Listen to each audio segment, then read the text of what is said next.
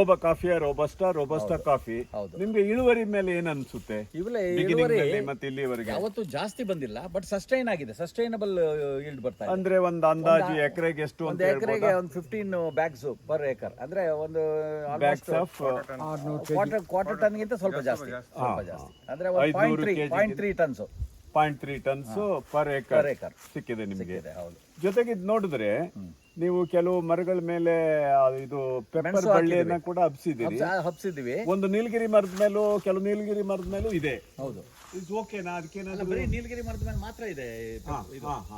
ಬೇರೆ ಕಡೆ ನಾನು ಮತ್ತೆ ಕಲ್ಟಿವೇಟ್ ಮಾಡಕ್ ಹೋಗ್ಲಿಲ್ಲ, ಜಾರುತ್ತೆ ಬೀಳುತ್ತೆ ಅಂತ ಹೇಳಿ. ಜಾರುತ್ತೆ ಬೀಳುತ್ತೆ ಇವೆ ಯಾಕೆ ಜಾರಿಲ್ಲ? ಗ್ರಿಪ್ ಆಗಿ ಹಿಡ್ಕೊಂಡಿದ್ದಾವೆ. ಅವೇ ನೀವೇನ್ ನ್ಯಾಚುರಲ್ ಆರ್ಟಿಫಿಷಿಯಲ್ ಆಗಿ ಏನು ಮಾಡಿಲ್ಲ. ಯೂಶುವಲಿ ಹೇಳ್ತಾರೆ ಈ ಬಂಬು ಬಿದಿರಿಂದ ಮುಳ್ಳನ್ನ ಅಲ್ಲಲ್ಲೇ ಹೊಡೆದ್ಬಿಟ್ಟು ಹತ್ತೋದಕ್ಕೆ ಇದು ಮಾಡಿ ಅಂತಾರೆ. ಮಾಡಿಲ್ಲ ನಾನು.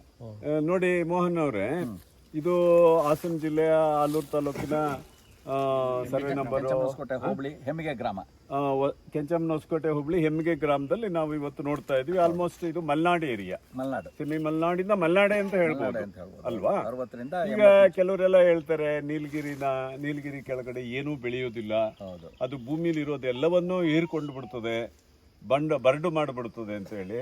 ಆದ್ರೆ ನಿಮ್ಮಲ್ಲಿ 30 ವರ್ಷದ ಹಿಂದೆ ಇದ್ದ ನೀಲಗಿರಿ ಮರಗಳ ಕೆಳಗಡೆ ಕಾಫಿಯನ್ನ ನೀವು ಚೆನ್ನಾಗಿ ಬೆಳೀತಾ ನೋಡಿ. ಇನ್ ಕೇಸ್ ಅದೇನಾದ್ರು ಬರಡು ಮಾಡೋದಿದ್ರೆ ಈ ಕಾಫಿ ಗಿಡಗಳೆಲ್ಲ ಇವತ್ತು ಸೋತ್ ಹೋಗ್ಬೇಕಾಗಿತ್ತು. ಹೌದು, ಬಹಳ ನಿಮಗೆ ಸಾರಿ ಫಿಗರ್ ಕಾಣ್ತಾ ಇತ್ತು. ಖಂಡಿತ. ಆದ್ರೆ ಚೆನ್ನಾಗಿದೆ ಎಲ್ಲವೂ, ಹೊಸದಾಗಿ ಏನೋ ರಿಪೀಟೆಡ್ ಆಗಿ ಇರಿಗೇಟ್ ಮಾಡಿರೋ ಹಾಗಿದೆ. ಹೌದು. ಆಮೇಲೆ ನಿಮ್ಗೆ ಕಾಣೋದು ಬರೀ ನೀಲಗಿರಿದು ಮಲ್ಚು. ನೀಲಗಿರಿ ಎಲೆ ಕೂಡ ಕೊಳಿತಾ ಇದೆ. ಹಾಗಾದ್ರೆ ನೀವು ಮೋಡ್ ಆಫ್ ಇರಿಗೇಷನ್ ಹೇಗೆ? ಸ್ಪ್ರಿಂಕ್ಲರ್ ಇದೇನು ಟ್ವೈಸ್ ಮಾಡಿದ್ದೀನಿ ಅಷ್ಟೇ ಈ ಸರಿ. ಕೆಲವು ಇಯರ್ ಒಂದೇ ಮಾಡೋದು ನಾನು, ಈ ಸರಿನೇ ಟ್ವೈಸ್ ಮಾಡಿರೋದು. ಈಗ ನಿಮ್ಮ ಸ್ವಂತ ಅನುಭವದಲ್ಲಿ ನೀಲಗಿರಿ ಮರಗಳು ಬೆಳೆಯೋದ್ರಿಂದ ಸರಿನಾ? ಅಲ್ಲ, ನೀಲಗಿರಿ ಮರಗಳನ್ನ ಹಾಕಿ ಕಾಫಿ ಬೆಳೆಯೋದಕ್ಕೆ ಹೋಗ್ಬಾರ್ದು.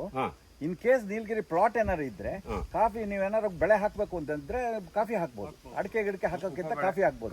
ಇನ್ಫ್ಯಾಕ್ಟ್ ಇದು shallow root system robusta, unlike arabica ಸ್ವಲ್ಪ ಡೀಪ್ ರೂಟೆಡ್ ಸಿಸ್ಟಮ್ ಇದೆ. ಶಾಲೋ ರೂಟ್ ಸಿಸ್ಟಮ್ ಆದ್ರೂ ಕೂಡ ಸಸ್ಟೈನ್ ಆಗಿದೆ. ಅದು ಅದೇ ಒಂದು ಇದನ್ನ overcome everything. Soil pH naturally ಸ್ವಲ್ಪ ಚೇಂಜ್ ಆಗಿರುತ್ತೆ, ಅಸಿಡಿಕ್ ಬಂದಿರುತ್ತೆ. ನಾನು ಇತ್ತೀಚೆಗೆ ಮಾಡಿಸಿಲ್ಲ. ಕಾಫಿ ಸ್ವಲ್ಪ ಅಸಿಡಿಕ್ ಬೇಕು, ಸ್ವಲ್ಪ ಅಸಿಡಿಕ್ ಬೇಕು. ಅಂದ್ರೆ ಯಾವುದೇ ಮರಗಳು ಕೂಡ ಪಾಯ್ಸನಸ್ ಅಲ್ಲ ಪ್ರಕೃತಿನಲ್ಲಿ, ಮ್ಯಾನೇಜಬಲ್.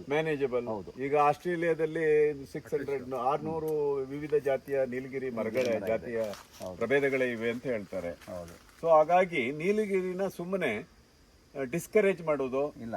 ಮತ್ತೆ ಸರ್ಕಾರಗಳು ನೀಲಗಿರಿ ಮರನ ಬ್ಯಾನ್ ಮಾಡಿದೀವಿ ಅನ್ನೋದು. ಫಾರಂ ಅಲ್ಲಿ ಒಂದು 4 ಎಕರೆ ಇದು ಆಯಿಲ್ಗೋಸ್ಕರ ನೀಲಗಿರಿ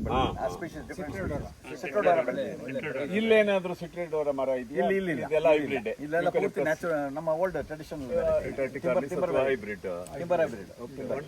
ಯಾಕೆಂದ್ರೆ ನಾವು ವಿಶೇಷವಾಗಿ ನೀಲಗಿರಿನಲ್ಲಿ ಕಾಫಿ ತೋಟ ಮಾಡ್ಬೋದು ಅಂತೇಳಿ, ನೀಲಗಿರಿ ಮರದಡಿ ಕಾಫಿ ತೋಟ ಮಾಡ್ಬೋದು ನೋಡ್ತಾ ಇರೋದು ಇದೊಂದು ವಿಶೇಷ. ಅಥವಾ ಫಸ್ಟ್ ಟೈಮ್ ಅಂದ್ರೂ ತಪ್ಪೇನಿಲ್ಲ. ಧನ್ಯವಾದಗಳು. ಇರಿಗೇಟ್ ಮಾಡಿದ್ರೆ ಖಂಡಿತ ಆಗುತ್ತೆ. Thank you sir. ರೈಟ್.